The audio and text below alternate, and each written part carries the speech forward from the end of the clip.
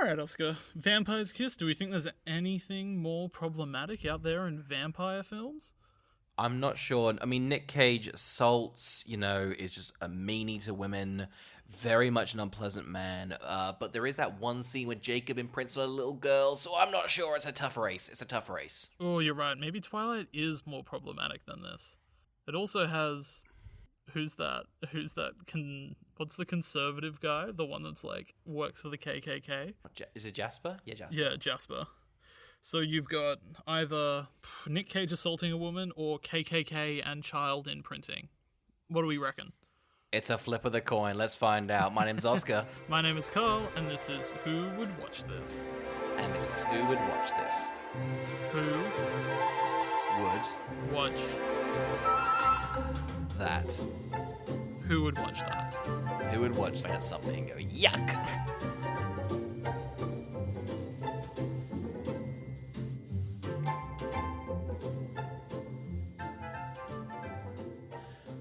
Welcome to Who Would Watch This, the podcast where we watch a film, chat about a film, and have a little discussion about who would watch this. Oh, he's got his Cockney out. I've got my Cockney accent, doesn't relate to the film, just thought I'd spice it up a little bit. Vampire's Kiss currently has a 61% on Rotten Tomatoes, a 3.4 on Letterboxd, and a 5.4 on IMDb. Much better reviewed than I thought it was going to be. Oscar, what's the plot? Should I freeball the plot? Because I haven't got abilities to. Nick Cage is a 1980s yuppie in New York City, and his life changes when he gets bitten that feels by a like. vampire. Are you pitching the movie what to will me? happen That was to a his great life? pitch. We'll find out soon. Are we going up? Because I think you're going right to the top, baby. Stealing a movie idea that didn't do well. You're going to the top, buddy. You're gonna make it.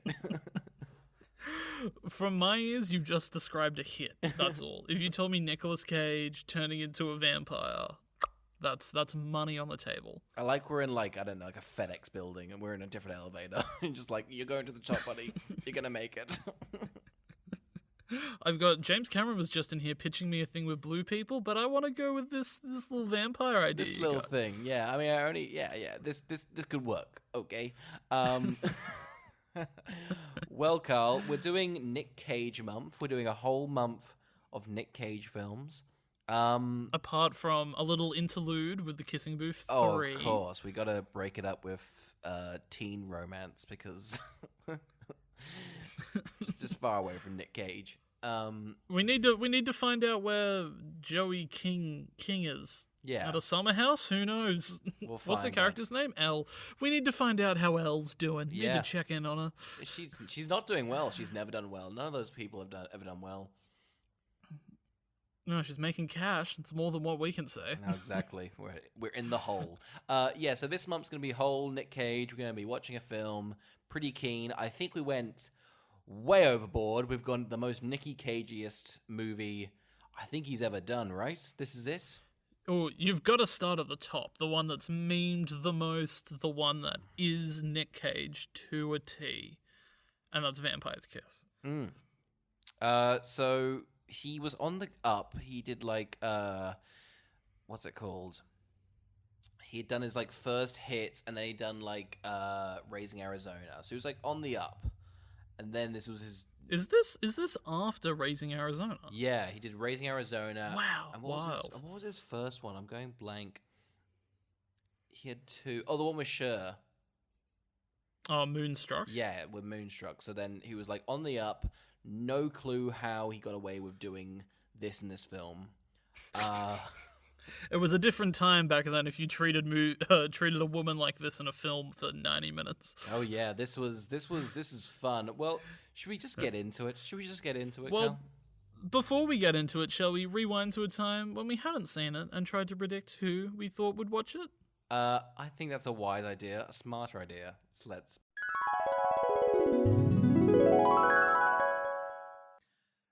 Carl, holy shit. Everyone should watch this. Stop what you're doing. Watch it. It's an abomination, but oh my god. We've done, I don't know how many movies we've done, like over 50 now. I think every line I wanted to write down and like have just like, I essentially just wanted to show someone what this was.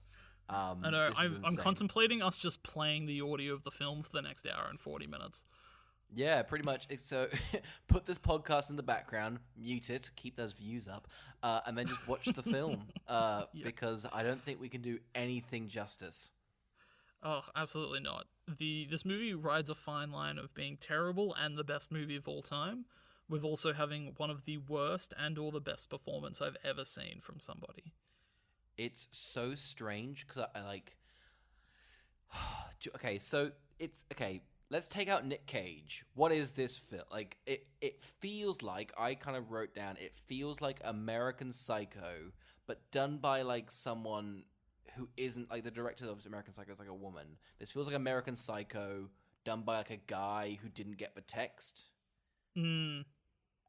Which sounds like, oh, that sounds awful. So that's the basis of the film.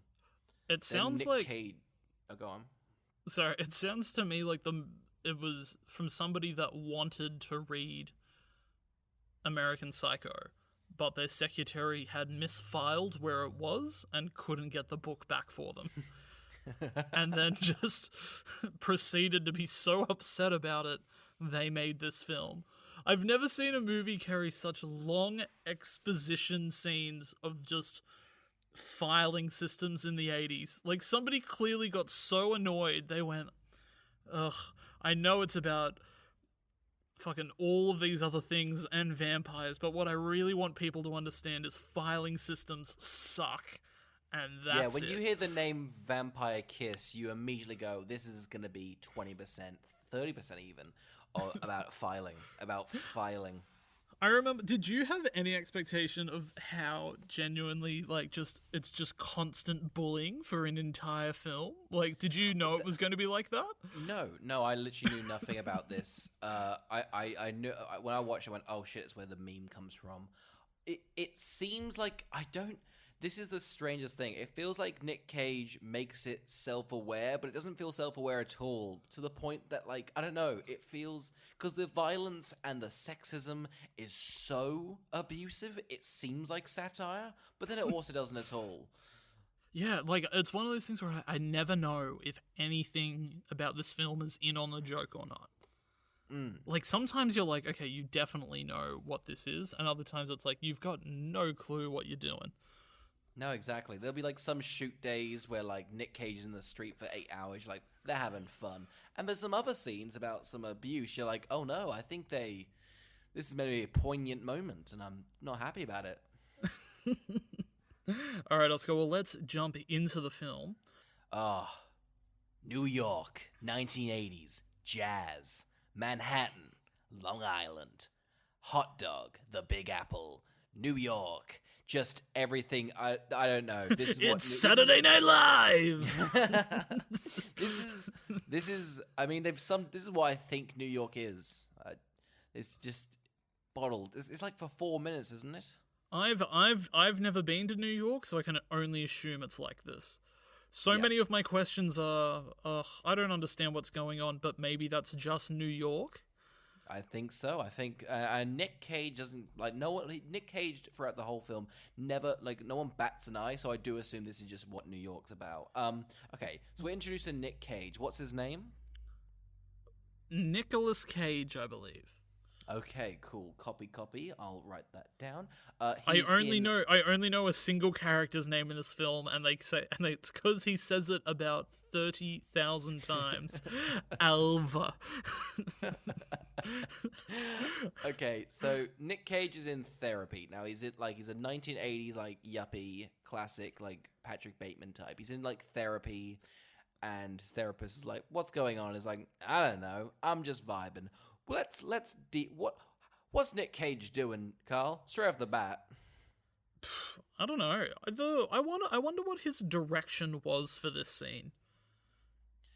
Well, that's the thing, because like he wasn't like because he's pretty like powerful now. Like I feel like he could walk into a movie set and be like, I want that and that. But this is so early on in his career that I can't imagine he would like have this much power. I don't know if you think any other actor would be like, because this movie plays with what's happening in the real world and what's happening within his head.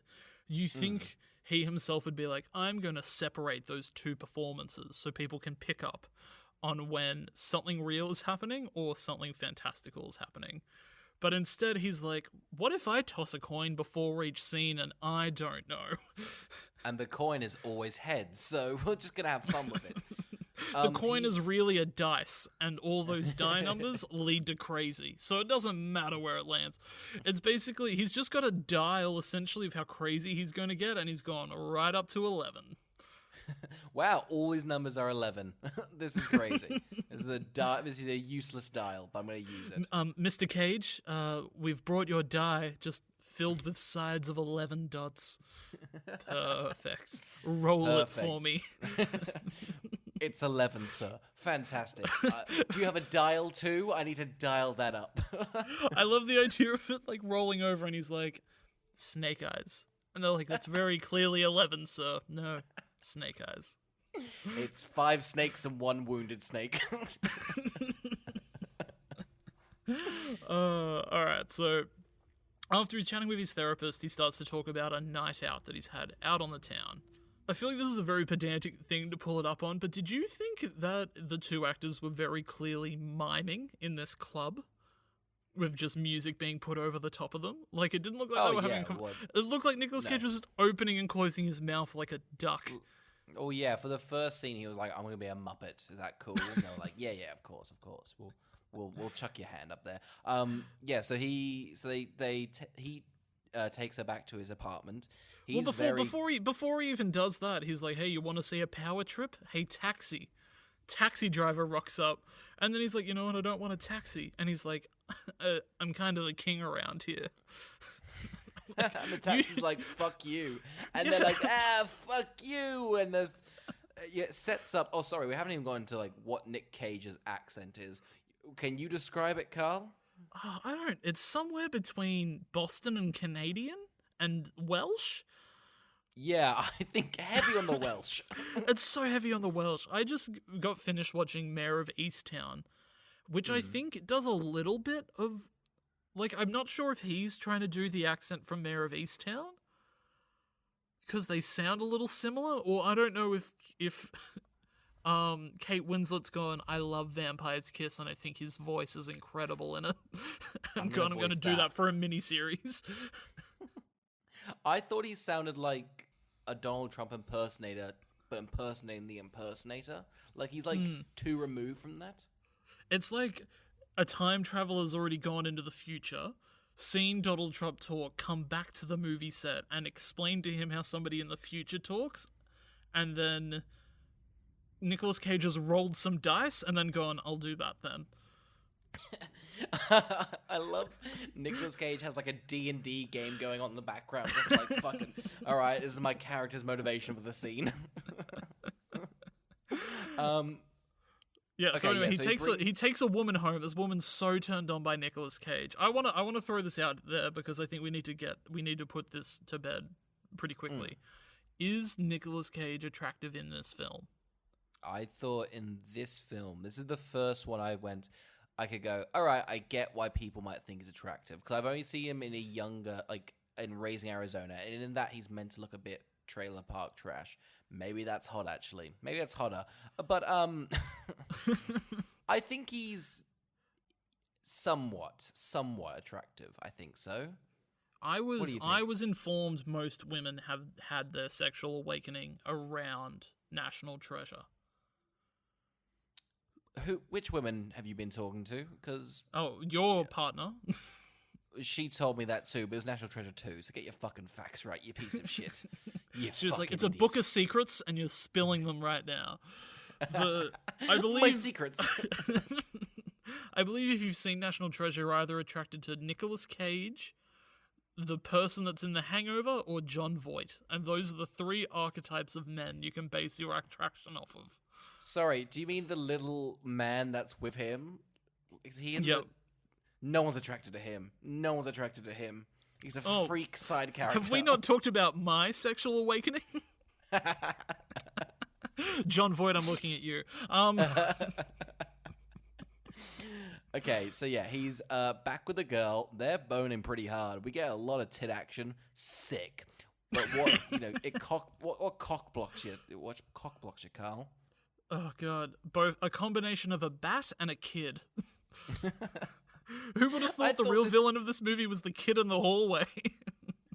What was that? I thought that was going to... Anyway, so real quick, a bat flies in, attacks the woman. She's like, this is fucked. She runs out to the hallway. A kid is like on the mantle. I thought he'd come back into it, never comes back. But he's a freaky kid. Yeah, he's a freaky kid. Because I hadn't seen this movie in so long. Watching it, I was like, oh, that's right, there's a kid in this. And then the movie continued to go, and I was like, wait, there's not a kid in this? What? Like, there's such long still shots. There's a part where, because she's so frightened of the bat, she runs out to the hallway, her tits still out, and that kid's just looking at her. And she's just like, a metaphor for bad innocence? I don't know if this film knows what a metaphor is, or if it's all metaphors. I don't know. Because that's what we don't know. We don't know if the movie's insanely clever or not. I can't figure it out. Maybe it's a Lynchian film? Who knows? That's the thing. I feel like Nick Cage knows what he was doing. I don't know if that's the right thing to do, but he knew something. Here's the thing, though. Like, you rock up on set. Nicolas Cage is doing this wacky performance. Would you really tell him to stop doing it? Well, but I would say this script feels like they're like, all right, we're trying to go for American Psycho. Sure, it's 10 years beforehand, so I don't know that, but like they're trying to go for a very specific style. And Nick Cage are pretty new and upcoming. The director was like, go nuts. Well, the movie has like a pretty positive. It's got like a cult status now. Would the movie still have a cult status if Nicolas Cage wasn't in it doing that wacky performance? No. I think it'd be a very bland version of American Psycho. I don't think it would be it'd be sort of like, oh, it's trying to say something, but it's very one-dimensional, two-dimensional, if you will. Yeah. So I think, but Nick Cage elevates it, so you're kind of like, well, maybe it is high art, but on the main hand, it's just fucking hilarious. Every single choice he makes. Maybe we're doing a disservice by having it on this podcast, or even letting ourselves watch it. Because it's that highbrow. I think so. It's like we've both gone, who would watch Stalker? Like, it's like, wrong film. We picked the wrong fucking film. I was like, okay, Oscar, we're going to do Ingmar Bergman week. Oh, wow. A 4-minute shot of a candle? Yeah, that's fucking cut. You have a lot of editing, you piece of shit. I was like, hey, Bergman, here's some scissors. Why don't you cut up your films, idiots? All right, so after this whole interaction, we get to find out what he does for a living. What is he? A literary publisher? Maybe? But also a businessman? I thought, that's why I was like, is it clever? Like, he hasn't got like a job like an American Psycho. He doesn't really have a job. But I think he's a book publisher, yuppie kind of type of person. But I know publishers, and they don't live a large life. There's not money. They don't do blow. You mean the Penguin Boys don't do blow in the back while selling out-of-date Frankenstein books? What? HarperCollins just snorts off of Nancy Drew in the background and lives off those Harry Potter royalties, baby. It's not. It's out of it. It's royalty free. Yeah. So he's at work. He goes to therapy. Oh, sorry. We get introduced to his secretary. What's his name, Carl? I've forgotten. Oh, this woman. Yeah. I'm not even sure if they say her name in the film. Let me just double check. Oh no, they say it a lot. It's Alva. They say it at every turn in every scene of the film. It's Alva. And even if she's not in the scene, most of the dialogue revolves around, where's Alva? It's gotten to the point where I feel like she should have her own group of chipmunks. Like, her name is now more synonymous as a name than Alvin to me. I'm like, I love the fact that they just kind of stopped writing the word Alvin. I like that Nick Cage would replace the manager and be like, Alva! But like really depressed because he's in the 4th film and he's just not happy with it. She keeps eyeing off his ankles in this scene where they meet. Yeah. Did you notice that? Doesn't come back. He has no socks on. I thought like... Yeah. I thought maybe this guy was like somewhere in between like a Quentin Tarantino where he was like, oh no, the sexy bit's up from the feet, you idiot. Yeah, It's all about that ankle action. Oh yeah, if you can get a bit of a knee shot in there, I'll come. I'll say it right now. But yeah, what's it called? Nick Cage is like, hey, I need you to find this like fucked up book from 30 years ago. It's filed somewhere. I couldn't find it, and he's already angry. He's already a bad boss. He's already upset. He's been given one task, and he's already like, I'm going to push it onto somebody else, and I hate the task. I'm not doing the task, but I hate the essence of the task, so I'm going to be furious. Because it frustrates me that we don't see him do a lick of work the entire film, that Alva works her butt off in the background for an hour and 40 minutes. So during this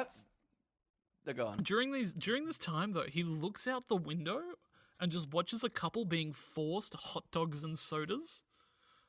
I thought I was, yeah. There's a lot of scenes and shots that I've written down and are just wasted because they never come back. Like we should have revised our notes and just crossed out stuff. Oh, there's so many things where you're just like, oh, this is a normal film. No, it's not. And it's only because they've done a cutaway to something. We can get into it now if it's okay with you, but there's a scene where there's just two mimes fighting on the street. Carl, I can't stress to you how I think this might be like a Lynch film because because Nick Cage walks past them. They're miming out domestic abuse, and then Nick Cage doesn't notice them. That's either like such an on the nose metaphor, or it's genius, or it's just two mimes got on set and Nick Cage is like, use them. I want them in the background. I'm not going to acknowledge them. I was like, because he walks by them first, and then I was like, maybe I didn't see it right, and they were just people and not mimes. No, big mimes. I rewinded. well, no, because he then comes out of the apartment later, and they're still fighting, doing the exact same choreography. They end the shot on the mimes. I mean, they make such a point of the mimes, and I think it's so ridiculous because I'm criticizing it, but because I've never been to New York, this might just be what it's like. Yeah, this might just be like a bus stop in New York. This must be a common occurrence. We can't blame the film. No, we can't. For all I know, New York is full of people trying to force feed you hot dog sodas, people miming out abuse on the street, and Nicolas Cage walking around with blood on his mouth. That could happen. It sounds like New York. Yeah. If I said those three isolated instances, and I said they take place in one city in the world, where would you say? New York. New York. 100% New York. It'd be New York, then France, then Germany. France, the whole country, and Germany, the whole country. It's ravenous over there, those fucking mimes, I tell you. I love the idea that France and Germany saw New York City and went, we'll base our identities as a country off of that city. The mime action over there is insane. Not many people know this, but miming actually came from America, New York, and France mimed the mime, and that's why there's mimes in a... People don't realize that there's not a market in mining anymore. It's actually miming. Yeah. This podcast, though, we have a big stance against miming. I think, you shouldn't be fracking. You shouldn't be miming. It's disgusting what people are doing, honestly. It's killing the environment. Honestly, the whole middle of Australia is just getting mimed to shit. Honestly, it's so silent over there. You could hear a pin drop. And that's why who would watch this podcast, we're very passionate about bringing mining back to the middle of Australia. Get those mimes out of there. Let's get some fucking oil, baby. Let's get some goddamn iron.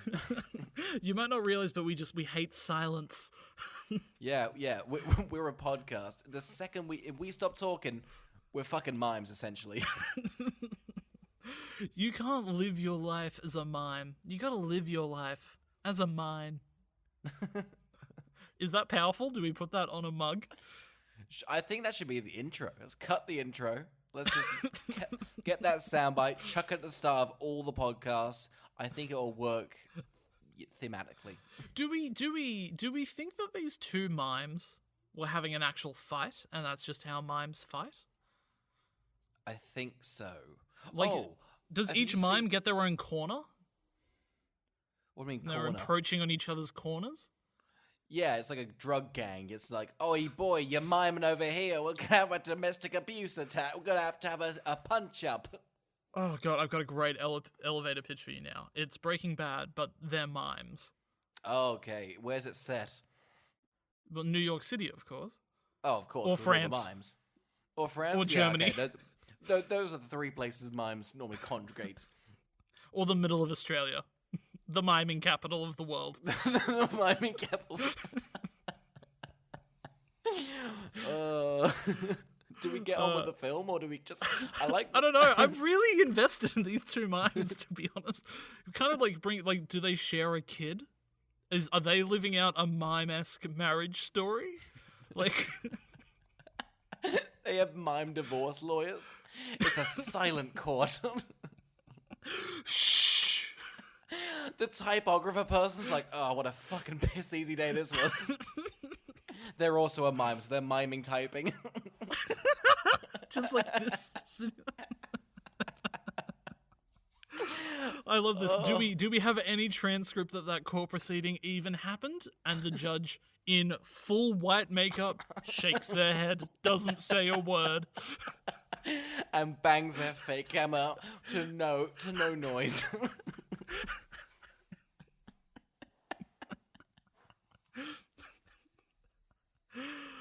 Oh god. Mimes, man. They're pretty fucked up. Why are they a thing that even caught on in the world? It's so fucked up. Oh, those French. I know we've got the bit that's New York City, but the French should be eradicated. What the fuck did they... What happened? I can't believe the idea that they were like, oh, we're going to revolutionize bread with the baguette, and then we're going to fuck everybody over with these people pretending there's objects around them. What awful people. Get a job. Get a fucking job. Don't pretend to have a job. You know exactly what happened was these parents were like, can you get off the couch and do something? And then the kids got up and they were like, we are doing something. Look, I'm washing my hands with nothing. And they were like, that's a job now. That's a job now. And you've got to stick to that. And then that kid became the first mime. Well, Carl, then I'd ask you, what would be the uniform for that person if they're so lazy? I tell you what it'd be. Be a very lengthy makeup session, a beret, the tightest little skivvy you can find. That's the other thing. I've never seen such tight clothing in my life. Like, every time you see a mime, it's borderline pornographic. You never know what to do. Every part of their body's so defined, and it's not a profession that needs tight outfits. No, who thought, oh god, look at them just struggling to pretend there's items around them. Make their clothes tighter. Have them chafe throughout the day. I want them in pain by the end of a 12-hour standing period on the corner in New York City.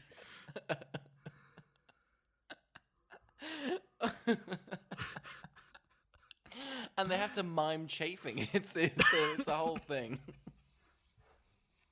I love the idea that they're just born like that. They never talk to their family. Their whole relationships are like that.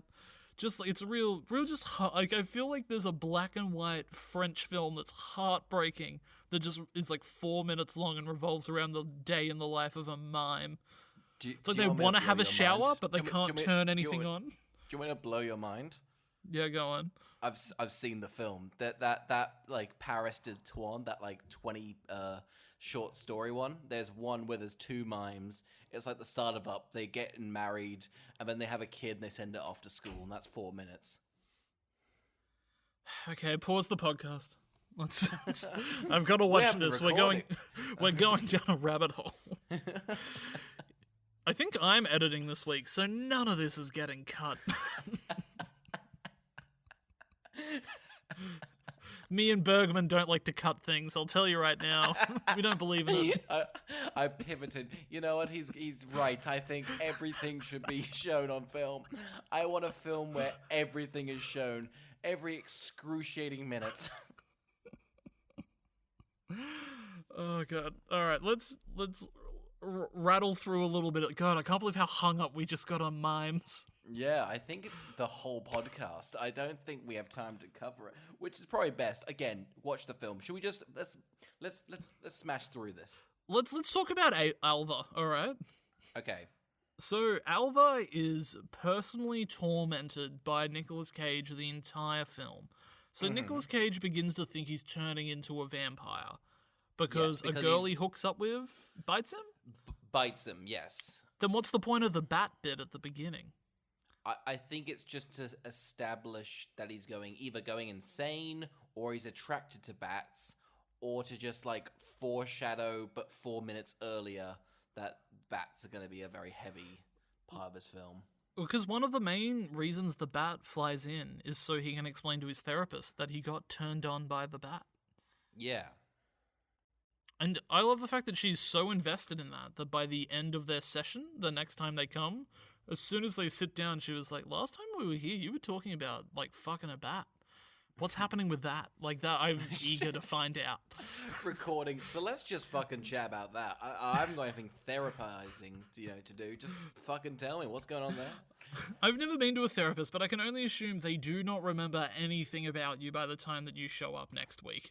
They've got 100 people they see, as if they give a shit about your life. Can you imagine sitting down and going, hey man, like last week was rough. It's like, who are you? I don't remember. Are you the fucked up kid who fucked a bat? No. Oh, well then I don't care. I love the idea that she has to ask every individual person that. She's like, oh, were you the one that fucked a bat last week? No, that wasn't me. Damn it. Damn it. Sexually attracted to mimes? Fuck. Are you the one with dad issues? Fuck. Okay. Fun. She would have been able to trace the paperwork back to Nicolas Cage, but her secretary filed it in the wrong area, so she has no clue when he's coming back. Let's get into that. So Ava has to, pretty much her entire plot of this movie is she's looking through files and files, like 80s files, trying to find this shit story. Nicolas Cage getting progressively more angry and aggressive. And again, violent. He's getting violent and visceral with his words. We're like 30 minutes in, he literally chases her around the office into the woman's bathroom and's like, I'm gonna kill you. I'm just gonna fucking kill you. And she's like, I'm scared. And he's like, don't worry, it's gonna be all fine. It's crazy because, like, anytime he chases her, he's doing a full-on Charlie Chaplin routine, and then the actress of Alva is just, like, selling the brutality of the situation. That's what I'm saying. Like, it feels like it was intentional, Nick Cage being this insane. Because everyone else is playing it, I think, pretty well, right? Yeah, for sure. Like, there's definitely a, like... They're trying to say something, because after he basically assaults her in this bathroom, verbally, all of the men are laughing around a table about the incident. Oh yeah, they were like, she asked for a raise after you fucking assault her in the bathroom. What a bitch! And you're like, oh, it feels like it's saying something, but then Nick Cage is in the corner like, I'm gonna fuck a vampire. And you're like, oh, I think the message is lost on me. So one of the things that tips us off to that something is not right within Nicolas Cage's mind, not mine, but mind, is when he fucks a vampire and he comes back in the morning with a nice cup of coffee. He starts adding a little bit of sugar, he adds a little bit of milk, gives it a stir, and is like, now don't you say it's bad. Don't you say this coffee's bad. And he hands it over to this woman, but she's not there. She's not there. She's gone. Yeah. And because he thinks he's been bitten, but then he also cuts his neck shaving. So there's a lot going on here, you know? That's the thing. It has like the pieces to be like, oh, this was the first American Psycho. But then someone's bulldozed it. It's such a strange like look. Because it's got the similar like looks of like, oh, critiquing 80s like yuppie like lifestyles. But just with this vampire Nick Cage subplot. And it feels like the vampire thing's like a metaphor or something, or an allegory, but I don't know. But it's great. Yeah. It's fantastic.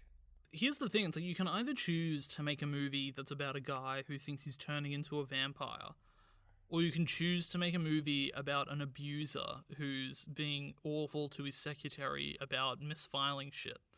I don't know how the two coalesce. Like, I don't know how... It feels like there's two different films happening. It feels like there was two elevators next to each other, and they both broke down, and then they had to... there was a glory hole in between them. And they just had a little chat, and that's how we got it. Well, it feels like they made the vampire film, and it was only 40 minutes long.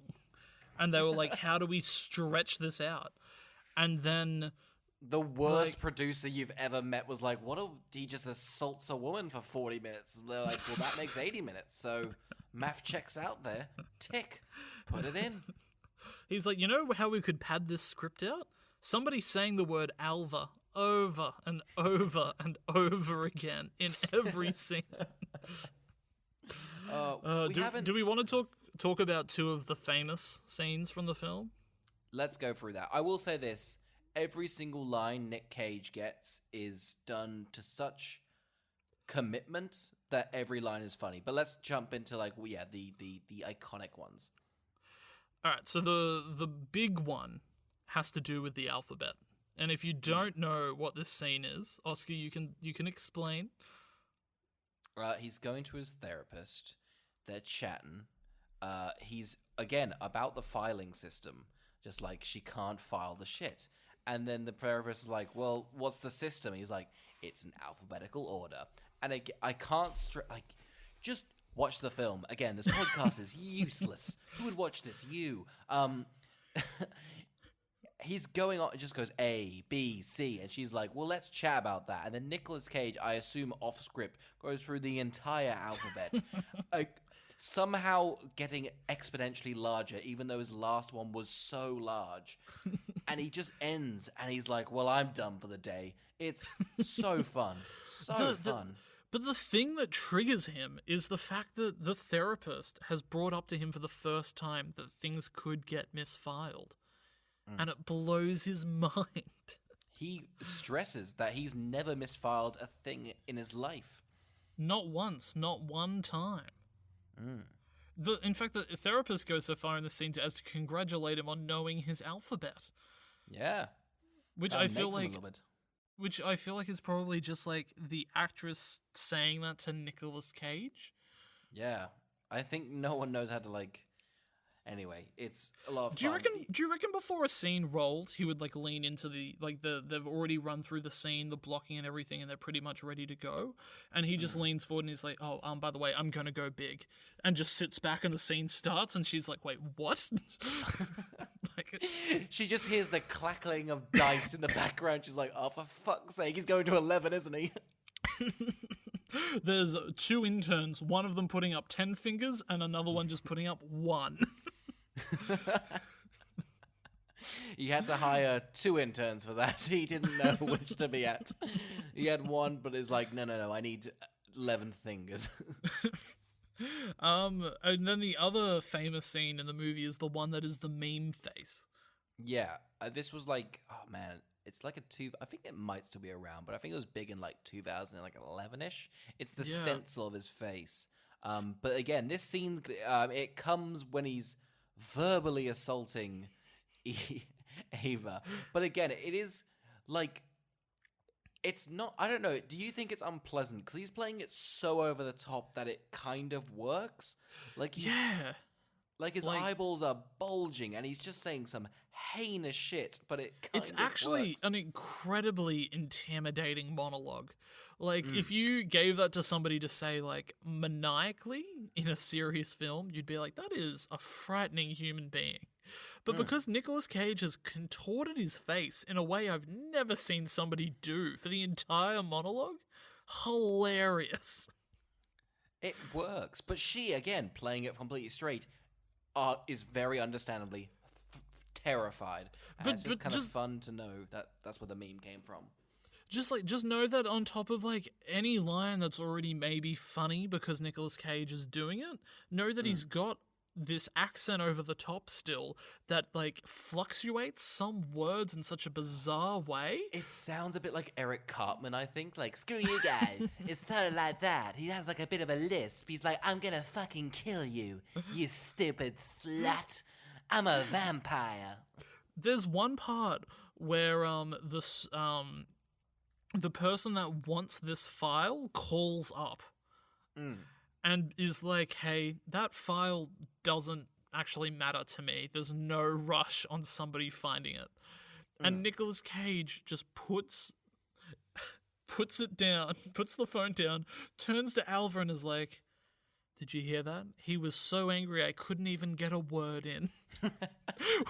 Which is hilarious. Oh, there's so many good bits in it. And like again, it's like kind of a dark comedy, but I wouldn't call it dark comedy because I don't think it's I don't know. It's such a strange film. I kind of love it. It's kind of a fever dream meets, I don't know, like Apocalypse Now? I don't know. Okay, let's go with the story real quick. Let's just sum it up real quick. So, Nick Cage, bitten by a vampire, but not really. He's abusing Ava, who is trying to find his file. He's pretty much doing that for a bunch of times. He's getting doing it for progressively ages. worse. During this time, she also has a gun that she's been given. This gun doesn't have any bullets in it. She also tries to escape Nicolas Cage by one day pulling a sickie and not going into work, which annoys Nicolas Cage so much. It is it's not what you think a film is. He then gets a taxi to her house, knocks on the window like, "Hey, I'm not fucking crazy, man." And she's like, "Oh, well, you are. Let's come into my house." He's like, "Listen, I don't care about those files. We don't need them, okay? You know, calling in sick isn't what I want to do. You know, the employee thing, let's just get in the taxi and let's have a chat." They get in the taxi. He then goes, "This taxi cost me $20 here, another $20 back. That file needs to be fucking got." It's actually hilarious that he's so kind to her for such a long amount of time to lure her back into the office, and the moment she sits down, he's like, "I'm gonna fucking kill you." Like... She is so upset. Of course she is. And she's like, "Hey, Emilio," to her brother. She's like, "I need fucking bullets.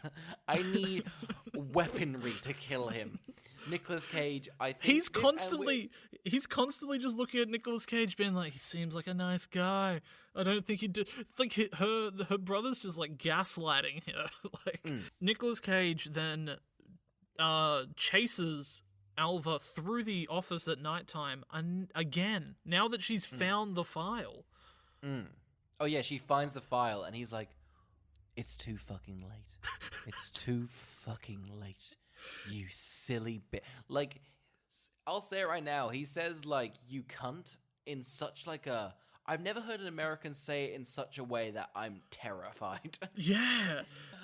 We're also at the end of the film, so I probably should just tell you right now. Do you know who the second pick for this film, the original pick for this film is? I'm gonna say Ray Romano's brother from Everybody Loves Raymond. You're aggressively close. Wait, what? It's Dennis Quaid. Could you imagine Dennis Quaid? He would be the most terrifying human, but I don't think the film would be good. I think Dennis Quaid would be a bit of just a freak. I love this. He'd be looking at it and he'd be like, "Oh, you know, the script's almost there, but I'd love it if I had like 8 kids and Alva had 9 kids. And then we had to get along in a house." Yeah. Could we rent a lighthouse in New York City? Does that work? We could mime it.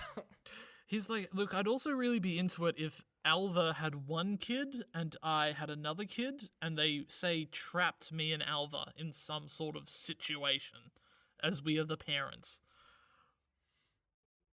I'm not following, but go on. You can go on with your... It's the parent trap. Oh, that's clever. That's clever. I was going to do that... What's that one where he's on a ship? I feel like that's all his films. I don't know. The only one other one that I can remember is that if he's like, "Oh, you know what? I'm going to pass on this script. I'll look at it the day after tomorrow." Oh, that's clever. That's clever. Pretty good. It's pretty good. Picked up on that one. I'm going to soul surf my way into a different film. Is he the soul surfer? Oh, Sandman, Spider-Man 3. Nailed it. That's not Dennis Quaid. What? Who's that then? That's Hayden Christian Church from Oh, I Sideways. much prefer him. He's a Oh, kind he man. would have been great in this. He would have been actually. He would have been good. You know what he's great in? We Bought a Zoo. I love him in We Bought a Zoo. We're at the end of the film. You can... the other thing that I want to say is I think Nicolas Cage has an incredible scene where he tears apart his apartment, which is like top-notch trashing a set Yeah. I've seen in a movie. Like, I was like, wow, the cleanup and reset on those sorts of scenes must be wild.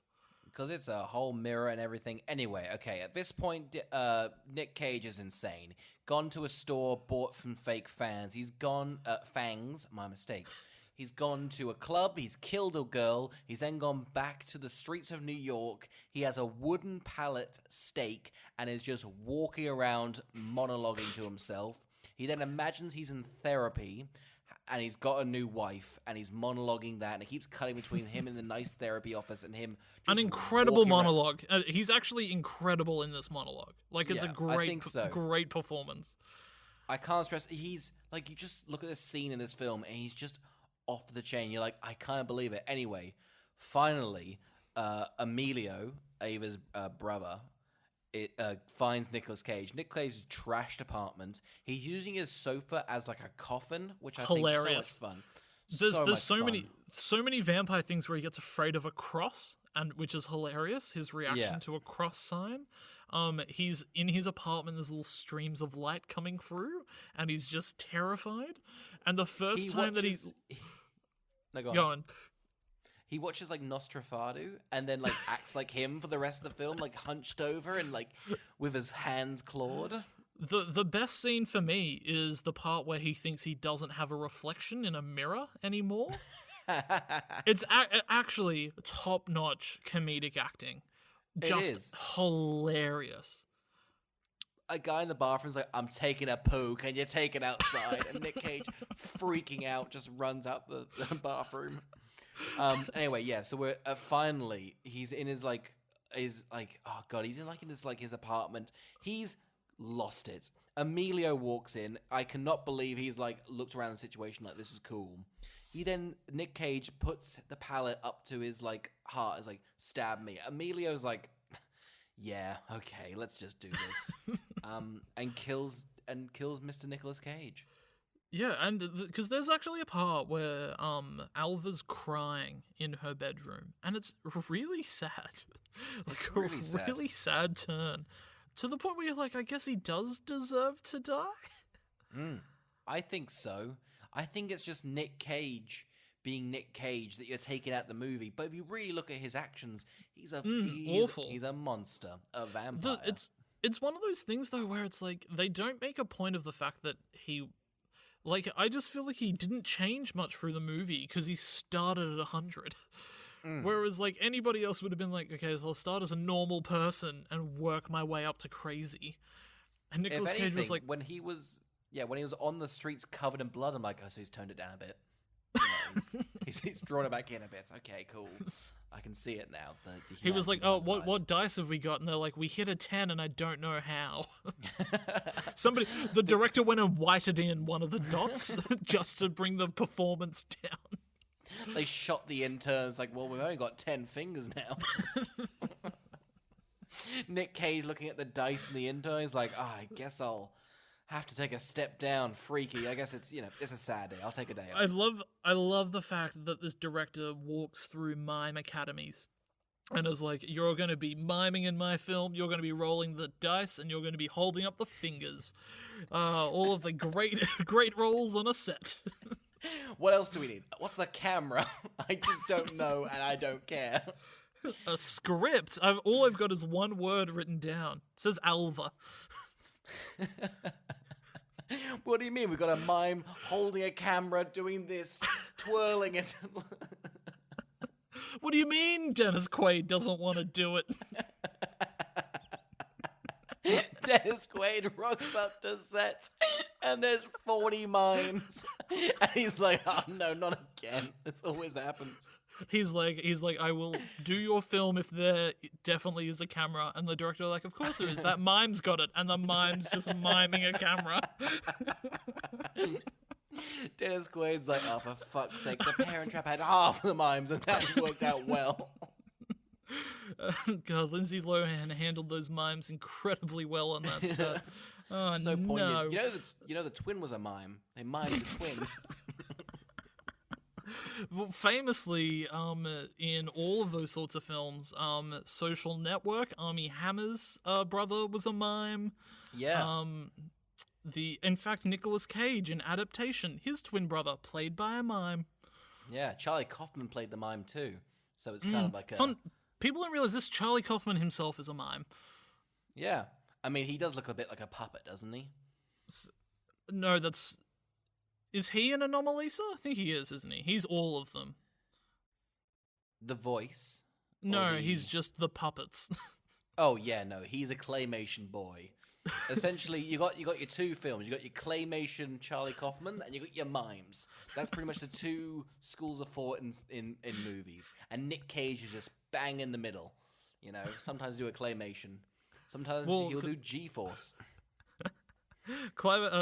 So Oscar and I both went to the same film academy, so we know what we're talking about when it comes to mimes and claymation. We do have a degree. Carl was a bit more clay. I was a bit more mimey. I went to Paris for it, and I went to Germany.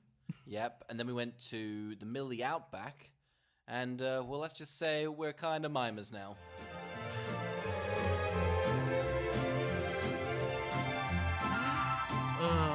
Okay, Oscar. Who would watch Vampire's Kiss? It's you guys. I can't stress how many little nuances that Nick Cage brings to this performance. I think you have to see it to believe it. I don't know what the intention of the film is, but it's so much fun. It's probably the best watching experience that we've done. It's the pinnacle of a best bad movie. Nick Cage is so much fun. You just have to watch it to see it and believe it. Carl, who do you think would watch this? They have that famous saying where a movie made for everyone is a movie made for no one. And I believe that because this is a movie made for no one, it is a film made for everyone. And that everybody should watch this. This is an insane, baffling film that I'm not sure if it is genius or not. I have so many compliments and so many criticisms, but in the end, you're still just everybody should just watch. I don't know, this. I don't know what it is. I don't know what it wants to say, and I don't know what anybody's doing. And frankly, this is a terrible episode of the podcast because if you don't like that one mime gag, this is out the door for you. But I mean, that's kind of like this film. If you don't like Nick Cage, you're not going to like the film. But if you're a fan of mimes and Nick Cage, boy oh boy, this is for you. My roommate keeps on doing every time I'm we're doing Nicolas Cage month, just does that thing from Community where it's I'm a cat, I'm a sexy cat, meow. Listen, this is the pinnacle of is Nick Cage a genius or not? I never really got that. That bit fully, but watching this film, genuinely now, I have no idea what the intention of the film was.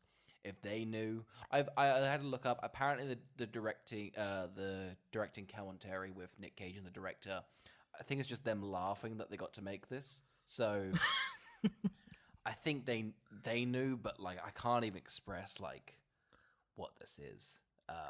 But so much fun and such a good way to kick off Nick Cage month.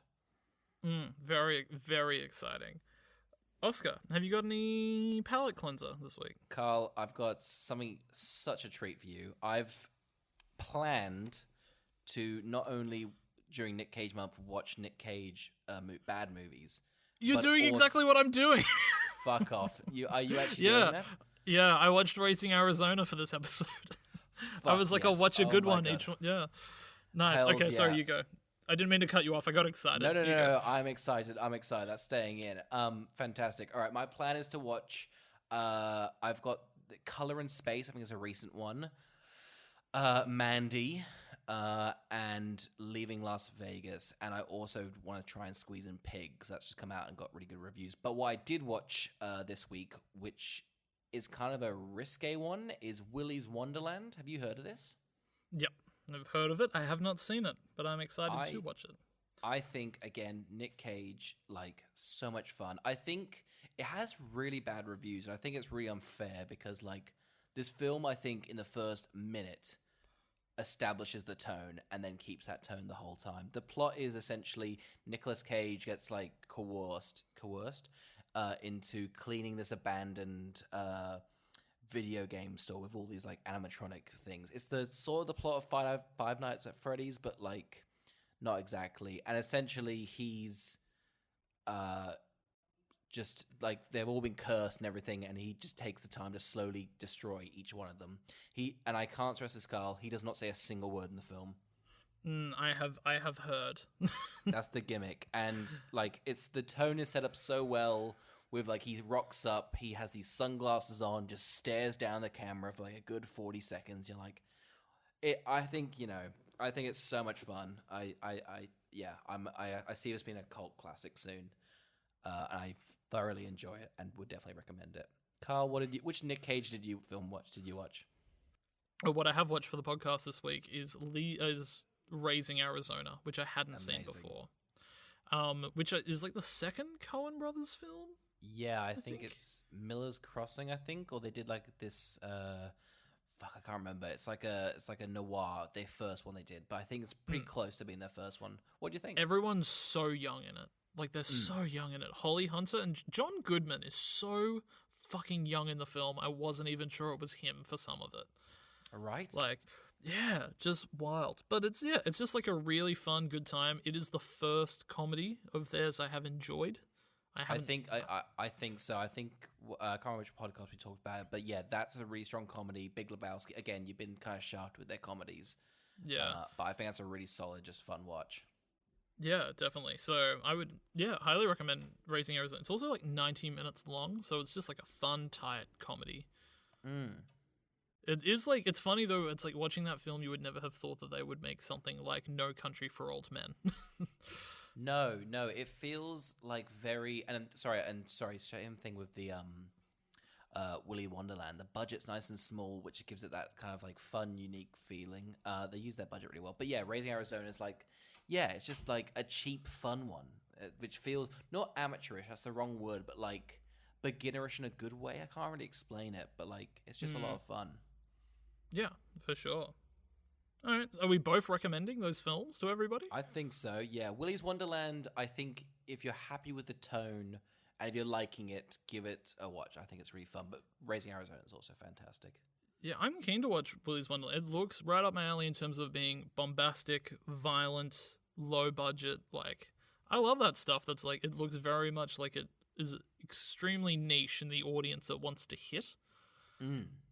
So I love the fact that Nicolas Cage is kind of having like a resurgence at the moment. Oh yeah, I was like looking at like his like, because like the films I wanted to watch, like they're all like the last like 4 years. He's done a lot of also like like Walmart war films. I think for money. But yeah, we should do Drive Angry. God, there's so many. They all look the exact same. I know, we've got really got like an endless amount, and he's actually got like an endless amount of good ones too. Like it's his career's like, kind of wild. We'll pivot from one to one, like watch a bad one, watch a good one, and like just so strange, Nick. Yeah. Anyway. Yeah, nice. All right then. So next week you can join us when we review another Nicolas Cage film, Left Behind. Ooh, this one's a bit Christian. I hope it don't rustle any feathers. I mean, we've destroyed the mime community that we've held so close to our hearts, so we're kind of fucked with that. It's a bad thing we did, considering most of the Australian economy is held up by the mime community. Oh yeah, exactly. Big miming boom at the moment. You really don't want to piss Huge them off. miming boom. Mining? They can't touch each other because of COVID and mining, so they haven't even been hurt whatsoever with COVID. They're in a glass box. They can't get COVID can't get to them. They're like, how are they doing it? France, Germany, the middle of America, Australia, and New York 6 are doing fantastic with COVID due to the mimes. Gotta hope it's a bit lands, otherwise it's gonna be the worst fucking episode we've ever recorded. Oh, for sure. All right. Thank you for listening. Thank you for listening. Good night.